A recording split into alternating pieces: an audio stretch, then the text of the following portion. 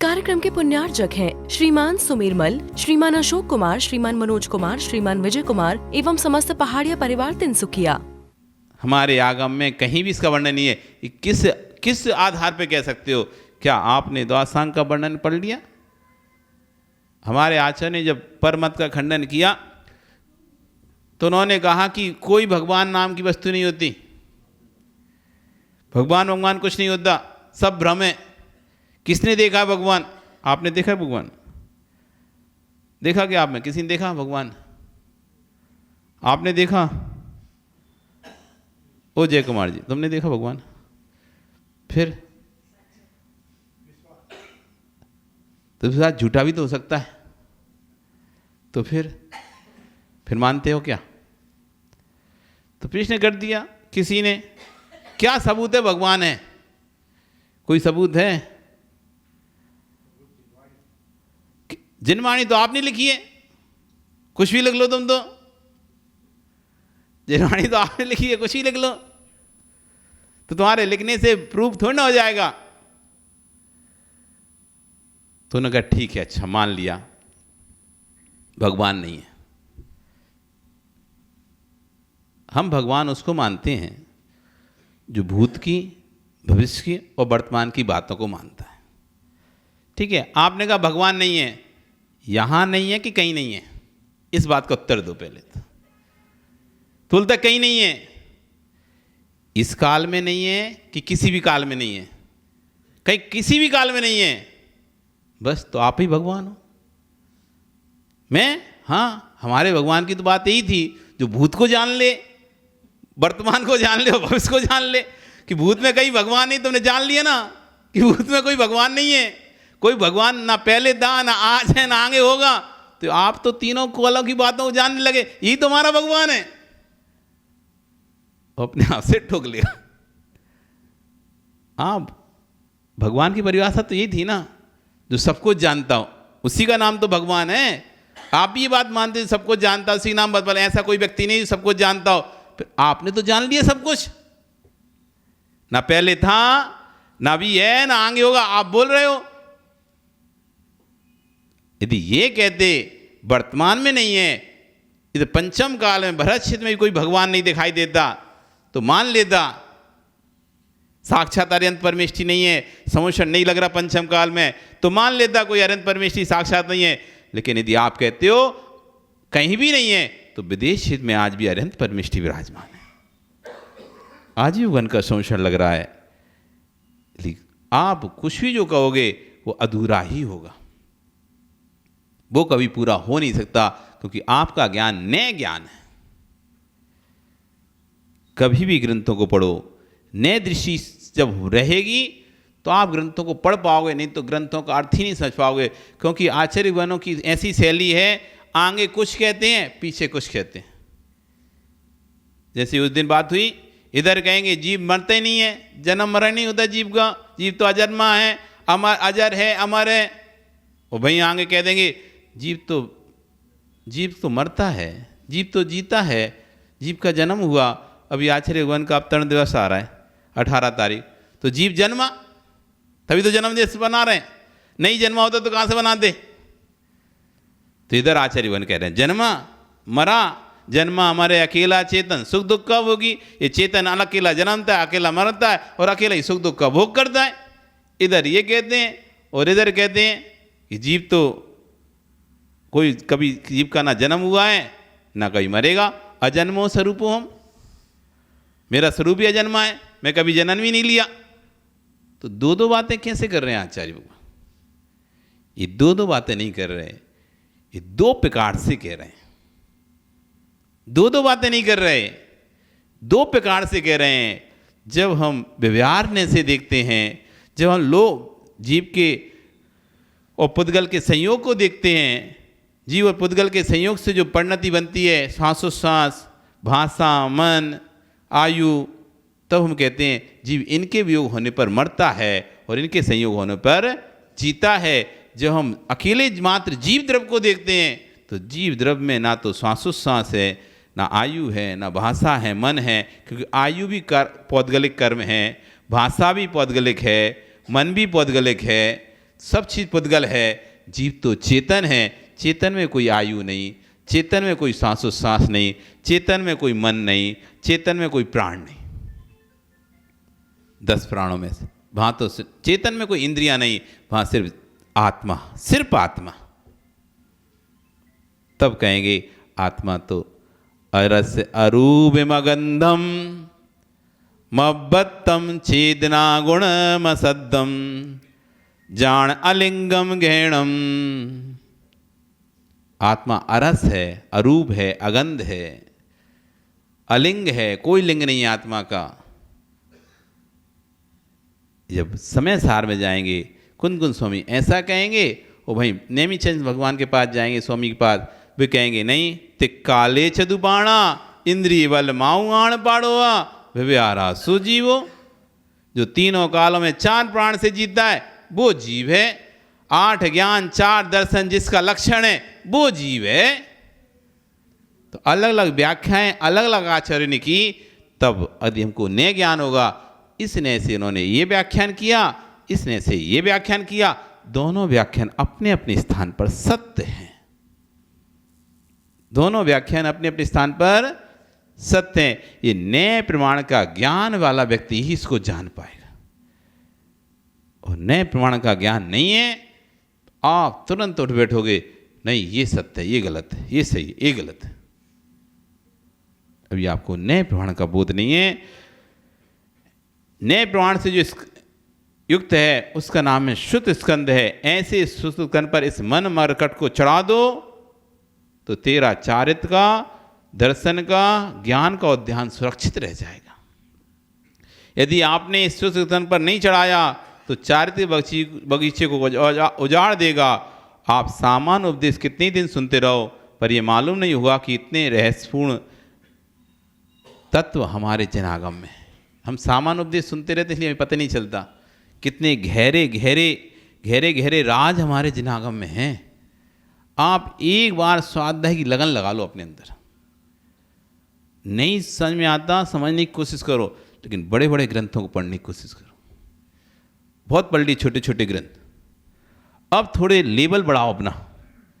कहानी किस्सा बहुत पढ़ लिया, कहानी किस्से बहुत हो गए, बहुत पुराण पढ़ लिया आपने, अब थोड़ा लेवल बढ़ाओ।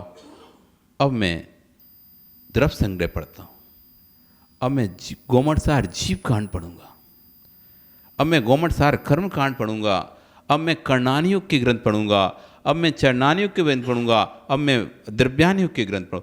प्रथमानी के ग्रंथ करते पढ़ते उम्र निकल गई, कुछ भी फर्क नहीं पड़ा। इधर पढ़ते हो कहानी, उधर भूल जाते हो। अब थोड़ी कर्णानी युग पर आओ, जिसको अपने मन को स्थिर रखना है और सामायिक करना है। जिसको सामायिक करने का बड़ा शौक रहता है, ध्यान करने का शौक रहता है, उसको कर्णानी युग के ग्रंथ पढ़ना पड़ता है। यदि आपने कर्णानी युग के ग्रंथ नहीं पढ़े, आप सामायिक ही नहीं कर पाओगे, आप ध्यान ही नहीं कर पाओगे। क्यों? ध्यान करने के लिए मन को स्थिर करना पड़ेगा, सामायिक करने के लिए मन को स्थिर करना पड़ेगा, और मन को स्थिर करने के लिए मन को विषय देना पड़ेगा। और मन को विषय, जब तक कठिन विषय नहीं मिलेगा मन को, तो मन टिकेगा नहीं। नमकार मंत्र पढ़ते हो आप लोग? पढ़ते हो ना? महेंद्र जी, नमकार मंत्र आता है? सुनाओ तो।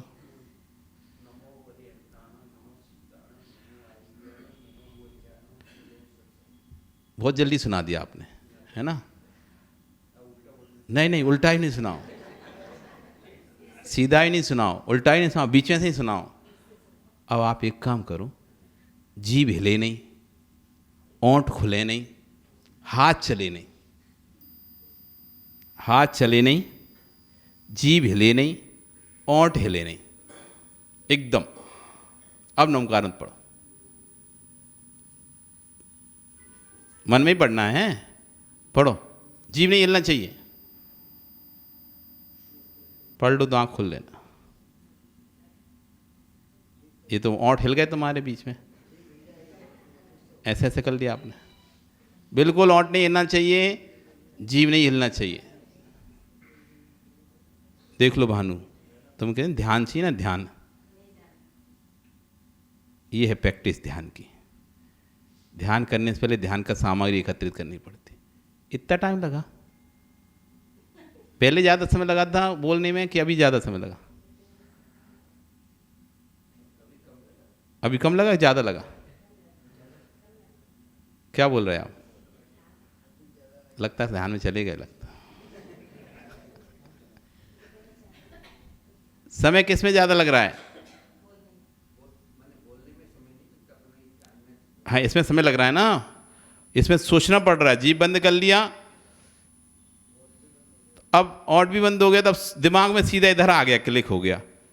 सारी चीज़ यहाँ पे चल रही हैं, क्योंकि जीभ को तो हिलने की आदत पड़ गई थी ना, तो इधर सोचने की जरूरत नहीं थी, हिल चली जाए। जैसे टाइपिस्ट होता है ना, टाइपिस्ट, उसको आदत पड़ जाती ना, इधर उधर भी दिखता है। कभी गए कोर्ट में? कोर्ट नहीं गए कभी? बैठ जाओ। तो जो कोर्ट गया होगा वहाँ पर वो स्टेनो बैठा रहता है, टाइपिस्ट। हम तो खूब गए कोर्ट, हर जगह जाना चाहिए, अनुभव लेना चाहिए। सो इधर खटर खटर खटर खटर खटर खटर खटर इतनी जल्दी लिखता है, आप सुन भी नहीं पाओगे, बोल ही नहीं पाओगे, इतना फास्ट उसकी उंगलियां चलती हैं, इतनी फास्ट, क्योंकि वो हाथ एकदम ऐसे जम गए हैं, अक्षरों पे ऐसे हाथ जम गए हैं। इधर तुम बोलते जा रहे, इधर उनकी उंगलियां ऐसे पूरी चलती जा रही है। अनुभव हो, ऐसी जीभ को आदत हो गई, आदत। तुम कुछ भी काम करो, सामान उठाओ, ये उठाओ, वो उठाओ, पढ़ते जाओ, नहीं भूलोगे। और भाई आदत पड़ गई है, और भाई तुमसे कह रहे हैं एक जीभ बंद कर, तो एक उठा दे, अरे 2 मिनट रुक, भूल जाऊंगा भैया, भूल जाऊंगा। ये तो एक बार है, ऐसे तुमको 108 बार पढ़ना है।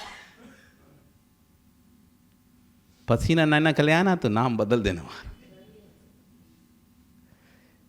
108 बार पढ़ना है, मुंह नहीं हिलाना है, ओंठ हिलाना नहीं है, जीभ हिलाना नहीं है। ठंडी में भी तुम्हें पसीना निकले आएगा, ठंडी में भी तुम्हें पसीना निकलने लगेगा शरीर से। इतनी अंदर गर्मी पैदा होगी, इतनी ऊर्जा पैदा होगी अंदर। खुली वस्तु रहती है तो जल्दी पकती है, देर से पकती है? और वही वस्तु यदि ढांक के रखी जाए तो ज़्यादा एनर्जी संगठित होती है अंदर, ज़्यादा ऊर्जा संगठित होती है, ज़्यादा वाष्प, ज़्यादा गैस जब बनती है, तो जल्दी से 3 सीटी में काम हो जाता है दाल का। कितनी सीटी लेते हो? और वही तुम पतीली में रखो, देखते रहो खोल खोल के बार बार, फिर देख लो, फिर देख लो, चुर गई चाल तुम्हारी तो। घंटा 2 घंटा तक ऐसी चुराता रहना। ऐसी जितने हम संगठित हो जाते हैं, जितने आपको संगठित करते हैं, उतनी अधिक एनर्जी, उतनी अधिक ऊर्जा हमारे अंदर जागृत होती है, अंदर बनती है। इसलिए कहा सामान्य उपदेश और विशिष्ट उपदेश। कठिन जैसे जैसा विषय कठिन मिलेगा, आपका दिमाग काम करेगा, आपका दिमाग उस पर चलेगा, और सामान्य कार्य मिलेगा तो चल रहे हैं। तो ऐसे गहरे रहस्यों को, रहस्यपूर्ण ग्रंथों को हमको पढ़ना चाहिए। कण्णान योग को ग्रंथों को पढ़ोगे तो उसमें बहुत सारा गणित है, बहुत सारा घटा जोड़ बाकी भाग हैं, तो आपका दिमाग उसमें चलेगा। जीव कहाँ कहाँ है, कहाँ कहाँ है, कौन कौन सी जगह रहता है जीव? गति में रहता है, इंद्रियों से पकड़ा जा सकता है। एक व्यक्ति को पवन जी आप कैसे कैसे पकड़ सकते हो? एक व्यक्ति के बारे में उस किसी का आपको एड्रेस जानना, पता जानना है, आप कहाँ कहाँ से उसका पता ले सकते हो? बताओ।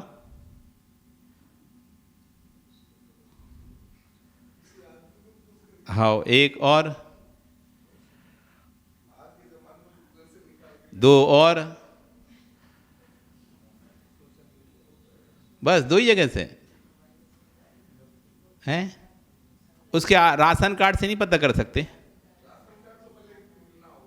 राशन कार्ड से पता कर सकते हो, उसके आधार कार्ड से पता कर सकते हो, उसके पैन कार्ड से पता कर सकते हो, उसके बैंक अकाउंट से पता कर सकते हो, उसके मोबाइल नंबर से उसका पता कर सकते हो कि नहीं कर सकते? कर सकते हो ना। उसके पासपोर्ट से उसका पता कर सकते हो। हर जो भी कागज है, कोई भी डॉक्यूमेंट है, उस हर डॉक्यूमेंट से आप उसका पता कर सकते हो। तो आपको पता होना चाहिए कितनी जगह से पता कर सकते हैं। ऐसे हम जीव को कहाँ कहाँ से पता कर सकते हैं। इस जीव को आप कैसे कैसे जान सकते हो बताओ? गति से जान सकते हो ना, कौन सी गति में जीव। यदि आपको किसी को ढूंढना है तो गति में जाओगे, 4 गतियां होती हैं, त्रिंच, मनुष्य, देव और नरक। कितनी गति होती हैं? 4 गति। तो कोई ना कोई गति में तो होगा ना जीव, संसारी जीव इन 4 में से किसी में होगा। यदि आपको पता करना है कि रावण कहाँ है, तो आप ढूंढने जाओगे रावण कहाँ है, नरक गति में है। अभी राम आप ढूंढोगे, अरे 2 पांडव 3 पांडव तो मोक्ष चले गए थे, 2 पांडव कहाँ हैं, तो आपको पता लगे देव गति में है वो। इन 4 गतियों किसी गति मिल जाएगा ना, जीव कहीं भी होगा तो इन 4 से जाने गति के माध्यम से आपको ढूंढ सकते हो। इंद्रियां, या तो 1 इंद्रिय होगा, 2 इंद्रिय होगा, 3 इंद्रिय हो गया, 4 इंद्रिय होगा या 5 इंद्रिय, इससे ज़्यादा कोई इंद्रिय जीव होते नहीं है। 6 इंद्रिय जीव कौन सा होता है पता है आपको? कभी सुना उसके बारे में? नहीं सुना ना, तो होता भी नहीं है। होता ही नहीं है। तो 5 इंद्रिय तक होते हैं जी, तो 5 इंद्रिय तक जीव होते हैं।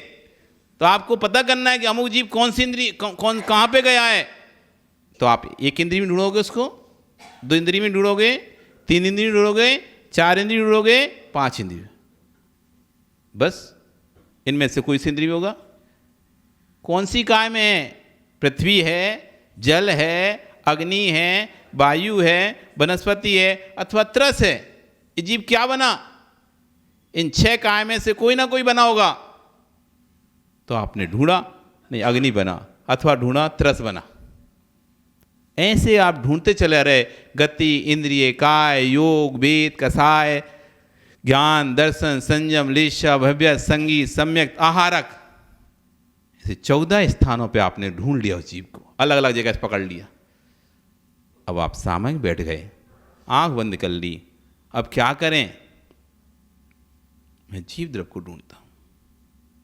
जीव, मैं एक जीव द्रव्य हूं, मैं मनुष्य गति में हूं, मैं पंचेंद्रिय हूं, मेरी त्रस काय, मैं मन वचन काय 3 योगों से युक्त हूं। अपने बारे में एनालिसिस कर रहे हैं। अब बताओ धन भटकेगा कहाँ पे, ध्यान भटकेगा कहाँ पे? आपने अपने मन को विषय दे दिया।